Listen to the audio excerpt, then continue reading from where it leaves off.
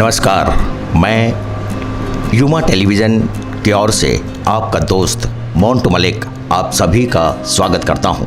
दोस्तों, जैसे कि आप सब लोग जानते हैं कि युमा टेलीविज़न अपने दर्शकों के लिए हर बार विशेष कार्यक्रम लेकर हाजिर होता है। तो बिल्कुल आज हम ऐसे ही एक विशेष कार्यक्रम को लेकर आपकी सेवा में हाजिर है।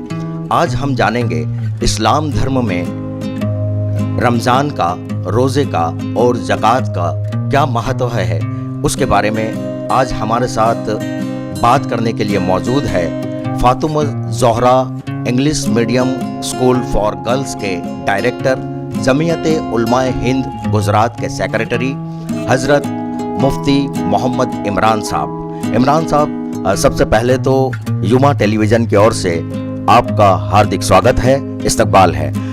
सर, हम जानना चाहेंगे इस्लाम धर्म में रमज़ान की शुरुआत कब से और कैसे हुई? इस्लाम धर्म के अंदर रोज़े की जो शुरुआत है वो यूँ समझो कि मनुष्य जब से पैदा हुआ, यानी हज़रत आदम अलैहिस्सलाम जब से पैदा हुए तब से ही रोज़ा शुरू हो चुका था। और आखिर में हज़रत मोहम्मद सल्लल्लाहु अलैहि वसल्लम जब मक्का से मदीना आए और मदीना में 2 साल हो गए, उसको हम कहते हैं सन हिजरी 2। तो सन हिजरी 2 के अंदर ये रमज़ान के महीने के पूरे रोज़े फ़र्ज़ हुए। पहले लोगों पर 1-2 रोज़े फ़र्ज़ थे, जैसे यहूद कौम हैं उनके ऊपर 2 रोज़े फ़र्ज़ थे, लेकिन फिर मोहम्मद पैगंबर साहब की उम्मत के ऊपर रमज़ान के पूरे महीने के रोज़े फ़र्ज़ हुए और वो सन 2 हिजरी में शुरुआत हुई। अच्छा हज़रत, हम ये जानना चाहेंगे कि इस्लाम में रमज़ान का महीना इतना पवित्र, इतना पाक क्यों माना जाता है? सबसे पहले हमको ये बात समझनी ज़रूरी है कि इंसान को पैदा करने वाले अल्लाह ने जो इंसान को पैदा किया है और दुनिया में उसको जो भेजा है, उसके पीछे एक मकसद है। और मकसद ये हैगा कि अल्लाह ताला ने इंसान को दुनिया में एग्ज़ामिनेशन हॉल में भेजा है। असल ये ओरिजिनल इसकी जगह स्वर्ग और जन्नत थी, वहाँ से ये दुनिया में आया। अब दुनिया से वापस उसको एक इम्तिहान पास करना है और वो इम्तिहान के लिए कुछ पेपर भी दिए गए हुए, जैसे कि इस्लाम के 5 अरकान हैं, कलमा है, नमाज है, रोज़ा है, ज़कात है, हज है। उसमें से एक रमज़ान जो है वो भी एक पेपर है हमारा। तो ये पेपर के अंदर इंसान को रोज़े रख कर अपने आप को पाक और साफ़ करना है। तो एक सर्विस अपनी आत्मा की, अपनी रूह की, अपनी ज़िंदगी की करने के लिए रमज़ान के रोज़े अल्लाह ताला ने फ़र्ज़ किए। कुरान करीम में अल्लाह ताला फरमाते हैं, या अय्युहल्लज़ीना आमनू कुतिबा अलैकुमुस्सियाम कमा कुतिबा अलल्लज़ीना मिन क़ब्लिकुम लअल्लकुम तत्तक़ून। ए मुसलमानों, हमने तुम पर रोज़े फ़र्ज़ किए इसलिए कि तुम अपने आप को एक अच्छा इंसान बनाओ। तो रमज़ान का जो महत्व और रमज़ान की अहमियत इसलिए बढ़ जाती है कि ये अल्लाह ताला का हुक्म है और अल्लाह ताला के लिए बंदा भूखा प्यासा रहता है, उसको कोई देखने बोलने वाला नहीं होता, उसके बावजूद भी वो बंद कमरे में भी पानी भी नहीं पीता, खाना भी नहीं खाता, बल्कि अपने रब का हुक्म मुकम्मल तौर पे अदा करता है। उसकी वजह से रमज़ान की अहमियत इंसानों के लिए बहुत बढ़ जाती है कि वो सिर्फ़ और सिर्फ अपने मालिक को राज़ी करने के लिए भूखा और प्यासा रहता है। अच्छा, इस्लाम में रोज़े का इतना महत्व क्यों है और उसकी वजह क्या है? इस्लाम में रोज़े का महत्व मैं आपको कुछ बातें बताऊं, जिसमें मैं समझता हूं कि 4 पॉइंट हम ध्यान में रखें। नंबर 1 पर तो मैंने बताया कि हमारा क्रिएटर, हमारा अल्लाह जो है उसका एक हुक्म है। तो जब एक माँ बाप अपने बच्चे के पीछे मेहनत करते, उसको हुक्म देते हैं, तो उसके पीछे भी कोई ना कोई फ़ायदा होता है। तो इतना बड़ा मालिक, इतना बड़ा अल्लाह बंदों को जब हुक्म देता है तो उसके पीछे कोई ना कोई बहुत बड़ा बेनिफिट है। इंसान के अंदर एक आत्मा है, एक रूह है। वो रूह के अंदर 2 चीज़ें अल्लाह ताला ने पैदा की है उसके नेचर में। ایک تو انسان کے اندر برائی بھی ہے اور ایک انسان کے اندر اچھائی بھی ہے۔ قرآن میں اللہ نے فرمایا فَأَلْهَمَهَا فُجُورَهَا وَتَقْوَاهَا، ہم نے انسان کی فطرت میں اچھائی بھی رکھی ہے، ہم نے انسان کی فطرت میں برائی بھی رکھی ہے۔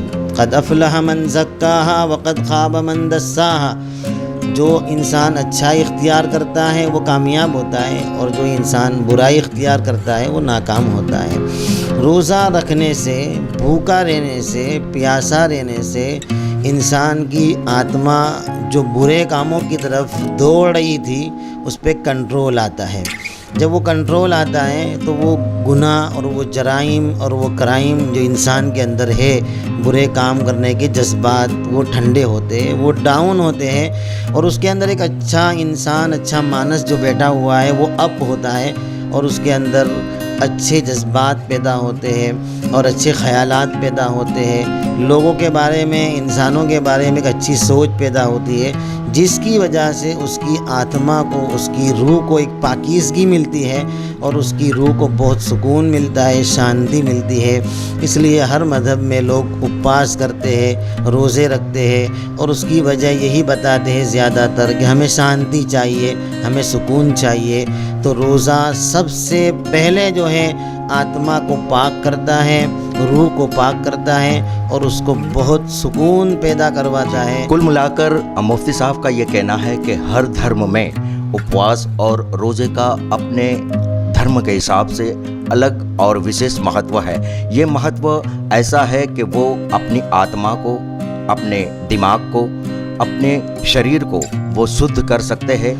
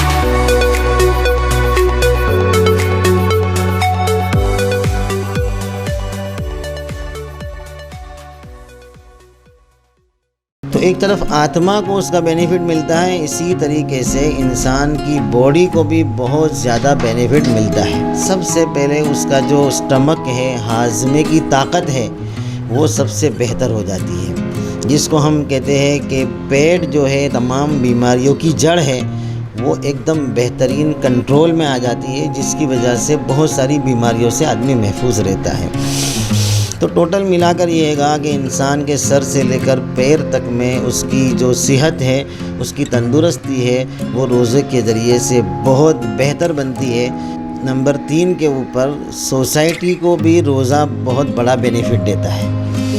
آپ دیکھیے سوسائٹی میں جو لوگ اپ رہتے ہیں، جن کو ہر طرح کی فیسلٹی ملتی ہے، انہیں نیچے کے لوگ جو مڈل کلاس ہے یا لوور کلاس کے لوگ ہیں، ان کے کیا حالات ہیں، ان کی بھوک اور پیاس کا کیا عالم ہے، ان کی تکلیف کیا ہے، وہ آدمی کو معلوم نہیں ہوتی ہے۔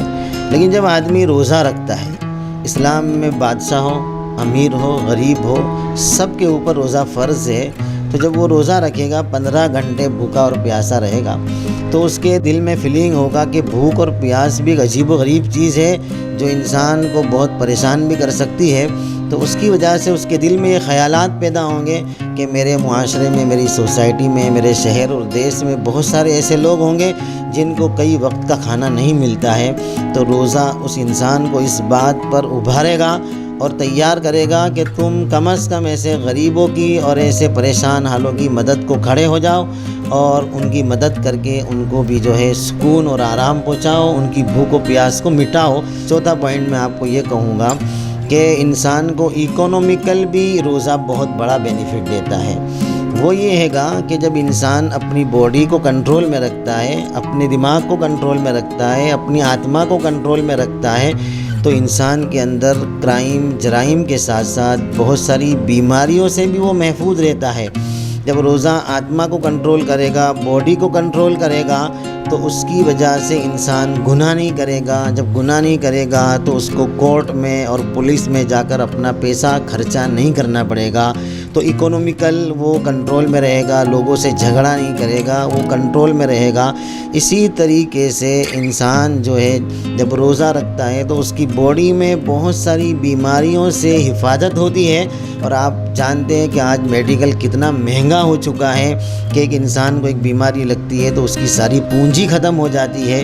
تو روزہ رکھنے سے میں یوں کہوں گا کہ انسان کو جو ہے وہ اکنومیکل بھی بہت بڑا بینیفٹ ہے۔ تو میں کہوں گا کہ روزہ انسان کی آتما کو بھی صحیح کرتا ہے، باڈی کو بھی صحیح کرتا ہے، سوسائٹی کے لیول کو بھی بیسٹ کرتا ہے، اور اسی طریقے سے اس کی اکنومیکل جو پوزیشن ہے اس کو بھی اچھی طرح مینٹین کرنے کی روزہ طاقت رکھتا ہے۔ اسلام دھرم کے مکھیہ جو ارکان ہے، کلمہ پڑھنا، نماز پڑھنا، روزے رکھنا، زکوٰۃ دینا اور حج کو جانا، ان ارکانوں کے بارے میں ہم بات کر رہے ہیں۔ تو بالکل انہی ارکانوں میں سے ایک اور ارکان ہے زکوٰۃ دینا۔ اس کے لیے آج ہم ہمارے ساتھ موجود ہے بات کرنے کے لیے مسجد رجاء حسین کے خطیب و امام حضرت ضیاء الحق صدیقی صاحب۔ زکوٰۃ کا اسلام میں جو اسلام کے رکن ہے، وہ چوتھا رکن اسلام کا وہ زکوٰۃ ہے۔ زکوٰۃ ان مسلمانوں پر فرض ہے جن کے پاس 7.5 تولہ سونا یا 52.5 تولہ چاندی یا اس کے مقدار میں اتنے ہی پیسے ان کے پاس جمع ہو تو ان کے اوپر زکوٰۃ فرض ہو جاتی ہے۔ اور اللہ تبارک و تعالیٰ نے ہر مالدار کے حصے میں غریبوں کا بھی حصہ رکھا ہے، اور تم اپنے مال کی زکوٰۃ نکال کر کے اپنے مال کو پاک کرو اور زکوٰۃ کو اپنے غریب مسلمان بھائیوں تک پہنچاؤ، تاکہ جس طرح تم روزے میں جو اخراجات ہوتے ہیں، خرچ ہوتے ہیں، وہ کرو، اور جس طرح عید کی خوشیاں تم مناتے ہو اسی طرح تمہارا غریب بھائی بھی تمہارے شانہ بشانہ تمہارے ساتھ عیدگاہ کو جائے اور اس خوشیوں میں شامل ہو سکے۔ اس لیے مسلمانوں کو چاہیے کہ ان پر جب زکوٰۃ فرض ہو جائے، صاحب نصاب ہو جائیں، تو وہ اپنے مال میں سے اپنے غریب بھائیوں کو زکوٰۃ ادا کر کے ان تک پہنچانے کی کوشش کریں۔ یہ اسلام میں بہت بڑا رکن ہے، اور اپنے غریب بھائی کو مدد کرنا یہ بہت بڑی فضیلت کی بات ہے۔ تو ہم نے جانا یہ کہ زکوٰۃ سے اپنے جو غریب مسلمان بھائی ہوتے ہیں ان لوگوں کو فائدہ پہنچاتا ہے، ان لوگوں کو عید منانے میں، ان لوگوں کی ضروریات پوری کرنے میں زکوٰۃ اہم بھاگ نبھاتی ہے۔ بالکل، تو حضرت ہم آپ سے یہ جاننا چاہیں گے کہ زکوٰۃ کا کاؤنٹ، اس کی گنتی کس طرح کی جاتی ہے؟ زکوٰۃ جو ہے یہ 7.5 تولہ سونا، 52.5 تولہ چاندی اور 1,00,000 روپیے میں 2,500 روپیہ زکوٰۃ بنتا ہے۔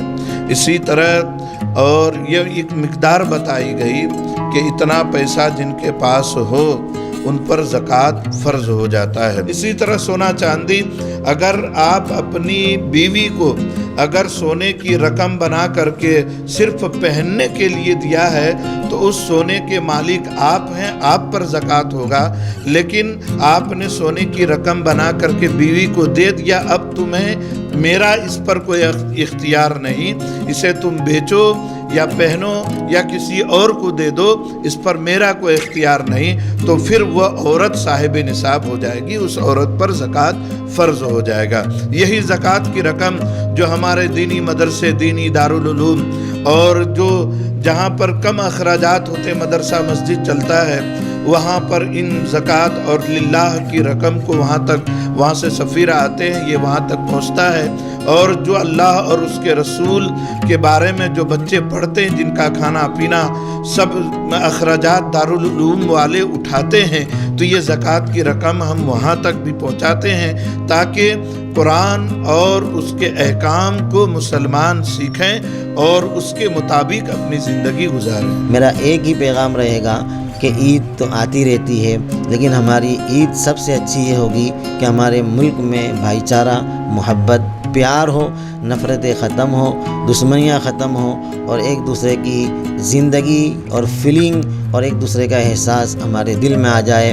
مسلمان کو ضرورت پڑے تو ہمارے ہندو بھائی سپورٹ کر دے، ہندو بھائی کو ضرورت پڑے مسلمان ان کی محنت کرے، میڈیکل لائن ہو، کوئی بھی لائن ہو، ایک دوسرے کا ساتھ دے۔ یہ ہمارا ایک گھر ہے گا، ہم سب بھائی بھائی ہے۔ تو بس ہمارے رمضان کا، ہماری عید کا یہی پیغام ہے کہ ہمارے ملک میں امن و امان رہے، سکون رہے، اور ہر آدمی خوشی سے زندگی گزارے۔ یہی عید ہے جس کو ہم خوشی کہتے ہیں۔